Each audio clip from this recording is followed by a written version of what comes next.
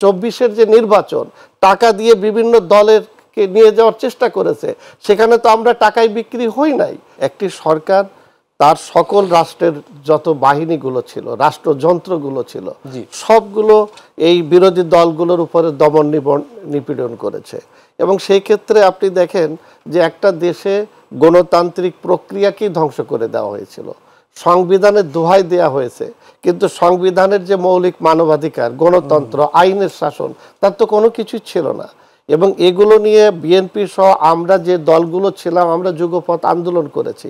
আপনি যদি দেখেন 2018 সালের যে সেগুলো আমরা জানি, আমাদের দর্শকরা সেই আন্দোলনের ফলটা কি ছিল, যে মানে আল্লাহ উপরে প্রকৃতির দিকে তাকিয়ে থাকা অথবা আল্লাহর উপর ভরসা করা? আমরা আল্লাহর উপরে তাকিয়ে রাজনীতি করি না, আমরা জনগণের সঙ্গে নিয়ে রাজনীতি করি। এবং আমরা যারা আওয়ামী লীগ সরকারের অগণতান্ত্রিক ব্যবস্থার উপরে যারা আন্দোলন করেছি, আমরা জনগণের সঙ্গে আমরা থেকে কর্মসূচি দিয়ে মাঠে ছিলাম।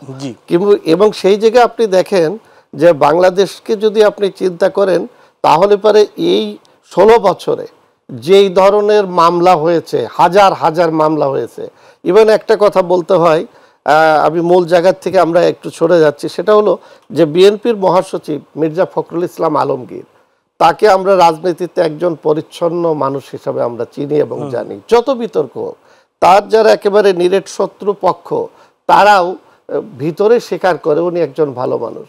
কিন্তু গাড়ি পোড়ানো মামলা, নানান ধরনের মানে মামলায় তাকে যেভাবে জর্জরিত করা হয়েছিল, এর কারণটা কি? কারণ হচ্ছে যে যাতে কোনো আন্দোলন গড়ে উঠতে না পারে, হাজার হাজার মামলা এবং গুম করা, খুন করা, তুলে নিয়ে যাওয়া, এইভাবে পুরো রাষ্ট্রযন্ত্রকে সমস্ত দলের বিরুদ্ধে ব্যবহার করা হয়েছিল।